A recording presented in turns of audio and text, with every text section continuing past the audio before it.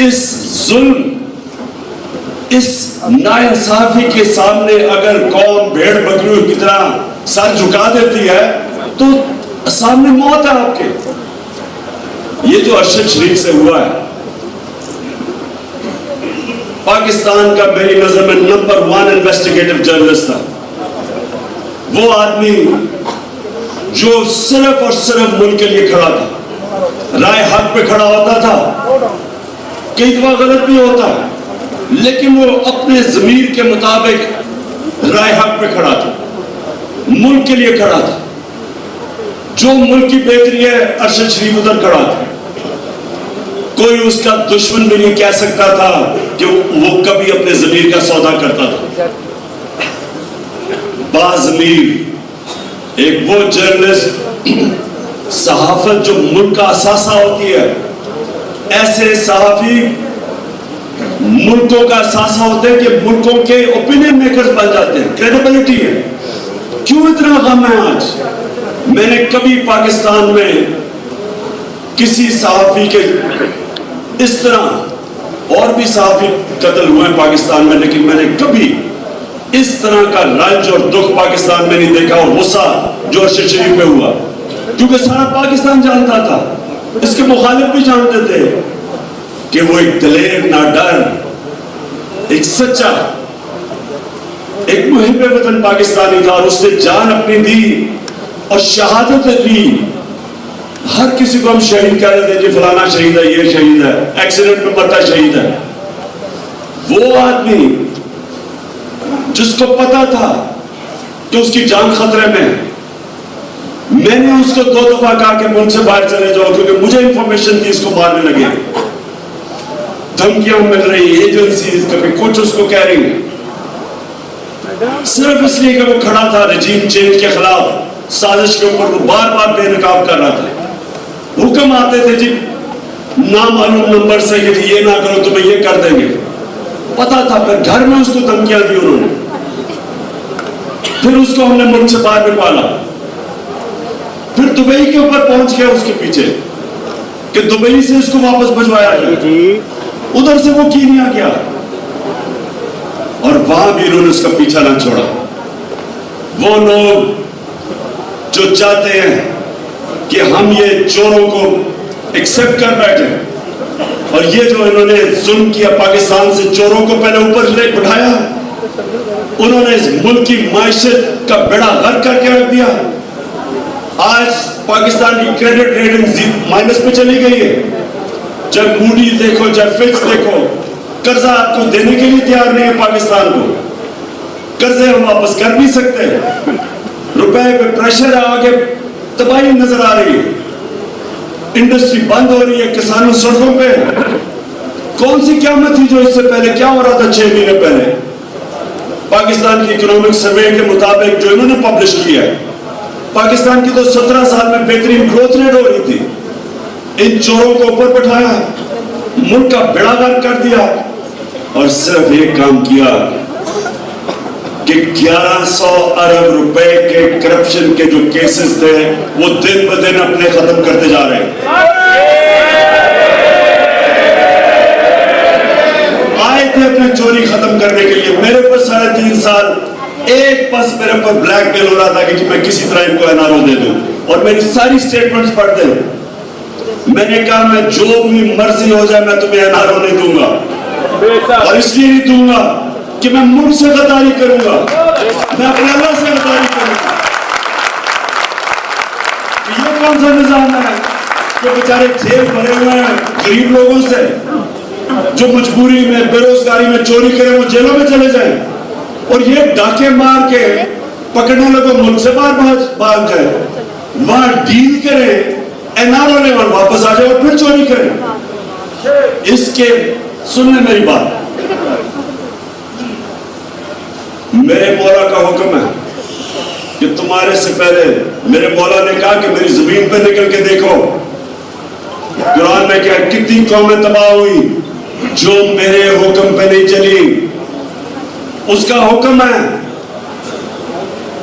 अमर bill मारूफ व नही अनिल मुनकर, हक और सच के साथ खड़े हो। और बदी का मुकाबला करो, उसके खिलाफ खड़े हो। हुक्म है उसका, अल्लाह का। कहीं उसने नहीं कहा, अरे बस बस बस बस, कहीं उसने नहीं कहा कि जी मैं आप न्यूट्रल रह लो। न्यूट्रल रहने की इजाजत नहीं दी उसने किसी को। या एक तरफ खड़े हो या जाओ चोरों के साथ। और हमें यहां कहा गया कि जी हम न्यूट्रल हैं, ताकत आपके पास है और हम न्यूट्रल हैं। ये इस तरह है कि आपके घर ये बिल्कुल वैसे है कि मेरे घर पे डाका पड़ जाए और चौकीदार कहे जी मैं न्यूट्रल हूं, मैं कुछ नहीं कर सकता। उनके ऊपर डाकुओं को बिठा के और कहें जी हम तो जी न्यूट्रल हैं। इसलिए मेरी कौम सुन लो, ये मौका, ये आप इस वक्त मेरी कौम ने अगर इस जुल्म के सामने ना खड़ी हो, ये आपकी बर्बादी है। मैं परसों से कदम बढ़ा रहा हूं। देखिए, जो चीज अल्लाह कुरान में कहता है, जो मेरे नबी सल्लल्लाहु अलैहि वसल्लम जितनी भी उनकी सुन्नत है, वो चलते फिरते कुरान थे। कुरान के अंदर वाज़ेह एक चीज, अल्लाह ने इंसान को कहा है कि जुल्म और नाइंसाफी का मुकाबला करो। उसको जिहाद कहते हैं। सारे अल्लाह के पैगंबर, जो भी अल्लाह ने पैगंबर भेजा, वो सारे जुल्म के सामने खड़े हुए थे। हजरत मूसा फिरौन के सामने, हजरत इब्राहिम नमरूद के सामने, हजरत ईसा रोमन इंपीरियलिज्म और यहूदी एलीट के सामने खड़े हुए थे। आम आदमी के लिए खड़े हुए थे। नबी सल्लल्लाहु अलैहि वसल्लम कुरैश के कुफार के सामने खड़े हुए थे। उनको जब उन्होंने फ्रीडम ऑफ स्पीच रोकी और उनके ऊपर जुल्म किया, हिजरत की उन्होंने, उनके सामने सर नहीं झुकाया। कोई भी जो अल्लाह का पैगंबर आया वो हमेशा राह हक पे खड़ा हुआ है। जो अल्लाह के वली आए हैं, उसके बाद पैगंबर तो आखिरी हमारे नबी थे, उसके बाद जो अल्लाह के वली, या सारे हिंदुस्तान में देख लें, एक से एक बड़े बुजुर्ग थे। दाता साहब से ले मियां मीर साहब, हजरत बाबा बुल्ले शाह, जो ले ले, हमारे बागपटन के बाबा फरीद, ये सारे जो थे राय हक के मुसाफिर थे।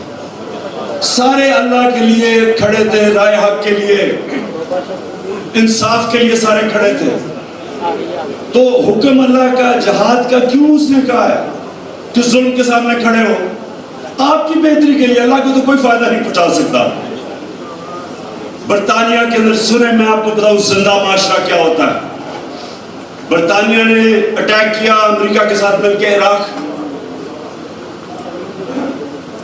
तेल का जंग थी सारी इराक में, दुनिया में दूसरे नंबर पे तेल के जखीरे, जंग तेल की थी। फायदा होना था अमेरिकी ऑयल कंपनीज और बरतानिया की ऑयल कंपनीज को। ये जरा सुने, 20 लाख लोग बरतानिया में सड़कों पे निकले कि ये नाइंसाफी है, जंग के खिलाफ निकले, हालांकि फायदा होना था उनको। ये होता है जिंदा माशरा। जब माशरा राय हक पे खड़ा होता है, वो जिंदा हो जाता है। जब ये आप इस तरह के जुल्म जो शरीफ से हुआ, जो आजम स्वाति 75 साल का सेनेटर, एक ट्वीट कर दी उसने, कौन सा आसमान फट गया था, उसको नंगा करके 75 साल के आदमी को नामालूम अफराद नंगा करके उन्होंने उसको पर तशद्दुद किया। शहबाज गिल, उसको उन्होंने 2 दिन बंद करके जिस तरह का तशद्दुद किया, और मुझे अभी भी नहीं समझ आती है नंगा क्यों कर देते हैं सबको। ये कितने बेशर्म लोग हैं कि सिर्फ इंसान को जलील करने के लिए। ये हमारे आइन के अंदर है। हमारा आइन इंसान की डिग्निटी को प्रोटेक्ट करता है। ये आइन की वायलेशन करते हैं और डरते हैं सारे, इनसे, इसको पूछता कोई नहीं है। नामालूम नंबर से टेलीफोन आ जाता है, जी ये नहीं करोगे तो हम ये कर देंगे। और ये बिल्कुल वही है कि मैं मिसाल देता हूं, ये अफ्रीकन बफलो की, अफ्रीकी जो भैंस है, हजारों में खड़े होते हैं, 5-10 शेर उनके ऊपर हमला करते हैं, भागना शुरू कर देते हैं, वो एक को पकड़ के 5-6 शेर खा जाते हैं। वो सबसे तगड़ा जानवर है अफ्रीकी बफलो। वो क्योंकि डराते हैं, वो अपनी जान बचा के सारे भागना शुरू हो जाते हैं। वो सारे खड़े हो जाए, वो शेरों की मजाल है उनके करीब जा सके, लेकिन अपनी जान बचाते हैं, खुदगर्ज हैं, बुज़दिल हैं। ये हमारे से हो रहा है। ये जनाब नामालूम नंबर से टेलीफोन आता है, वो सारे डर जाते हैं। सोशल मीडिया के लोग उनको पकड़ लेते हैं। मीडिया चैनल्स को टेलीफोन जाता है। मुझे ये नहीं समझ आया चैनल्स को क्यों टेलीफोन किया था, क्यों चैनल्स को टेलीफोन किया था कि अरशद शरीफ को इसकी कहानी को दबाओ, क्यों किया था? ये सबसे बड़ा अलमिया है इस मुल्क का कि ये थोड़े से लोग डरा धमका के लोगों को डरा देते हैं और उसके बाद मुल्क पे हर किस्म का जुल्म करते हैं। तो मैं ये जो निकल रहा हूं, ये मार्च नहीं है, ये इनकलाब है। मैं इस मुल्क को कभी भी एक्सेप्ट नहीं करूंगा इन चोरों को हमारे ऊपर। और मैं आप सबसे जो मुद्दा कम्युनिटी है, देखिए आपके ऊपर अल्लाह ने, देखिए कुरान में जो हमारी जजमेंट होगी ना आखिरत में, वो होगी जितना इंसान को अल्लाह देता है, नेमतें बख्शता है, उतना ही बड़ा इम्तिहान डाल देता है। हम सब की जजमेंट होगी कि उसने हमें दिया क्या। आपको कानून दिया उसने, आपके ऊपर जिम्मेदारी डाली है कि आप सबसे ज्यादा इंसाफ के लिए खड़े हो, आपके ऊपर जिम्मेदारी है। और मैं इसलिए अपने सारे वकला हर जगह जा रहा हूं, अपने वकला को तैयार कर रहा हूं कि आपने अब अपनी जिम्मेदारी निभानी है। हमारे ऊपर हर दूसरे दिन में केस हो जाता है, मेरे ऊपर पता नहीं कितने FIR काट गई है, कभी वो अरेस्ट करने आ जाते हैं डराने के लिए, जो मर्जी कर रही है। हमारे अंदर जिस वक्त वो जज्बा आ गया कि एक हम वो भैंसों की तरह भागेंगे नहीं, खौफ से किसी को पीछे छोड़ जाएंगे ताकि खा जाए। एक हमारे शहरी से नाइंसाफी हुई, सारी कौम उसके साथ खड़ी होगी। जब ये करेंगे ये मुल्क उठ जाएगा, तब उठेगा।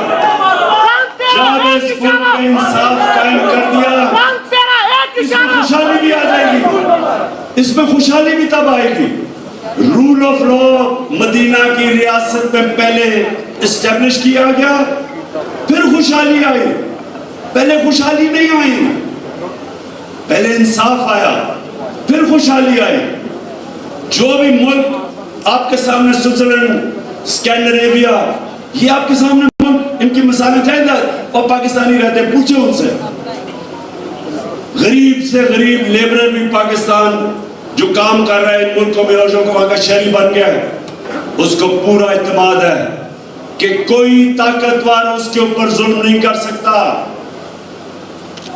इसलिए वो उठते हैं, यहां से जाते हैं बेचारे वीजा लेके, मार मार के वहां पहुंचते हैं।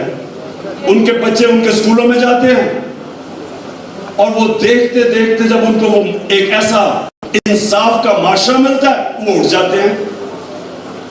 देखे तो आपको फख्र होगा देख के कि अपनी जो आपकी बैरून मुल्क पाकिस्तानी कम्युनिटी है, फख्र होगा देख के कि वो क्या क्या काम कर गए, क्या क्या कारनामे हैं उनके। क्यों पाकिस्तान नहीं आते, क्यों पाकिस्तान में आके सरमायाकारी नहीं करते, क्यों नहीं आते? क्योंकि इंसाफ नहीं है, यहाँ काम ही नहीं कर सकते।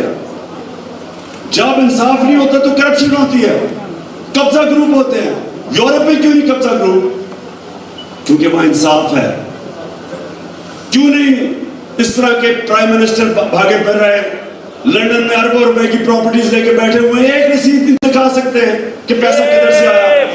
कोई और मुल्क मुझे बताए, एक मुझे मगरबी माशरा बता दे जिसका प्राइम मिनिस्टर अरबों रुपए की प्रॉपर्टीज में बाहर रह रहा हो और वो जवाब ना दे कि उसका पैसा किधर से आया, मनी ट्रेल ना दे, क्योंकि वह इंसाफ है और इसलिए खुशहाली है। तो मैं आखिर में मैं ये चाहता हूं आप साहब मेरे से हल्फ लें। ये मैं गुफ्तार के गाजी नहीं चाहता, मैं एक्शन चाहता हूं आपसे। तो मैं चाहता हूं असल में हाथ खड़ा करके अपने सबने हल्फ ले। सब अपना दायां हाथ ऊपर करें जी। बिस्मिल्लाहिर्रहमानिर्रहीम। मैं अल्लाह ताला को हाज़िर नाज़िर जानकर हलफ उठाता हूँ कि मैं पाकिस्तान के आईन और कानून की हमेशा पासदारी करूंगा और ये कि मैं बैरूनी साजिश से आई मौजूदा हुकूमत को अवाम की जमहूरी ताकत से बदलने तक अपनी तमाम तर आईनी और जमहूरी जिम्मेदारियां पूरी करूंगा और ये कि मैं खुशहाल और आजाद पाकिस्तान के लिए हमेशा जद्दोजहद करूंगा। अल्लाह ताला हम सब का हामी और नासिर हो। आमीन। पाकिस्तान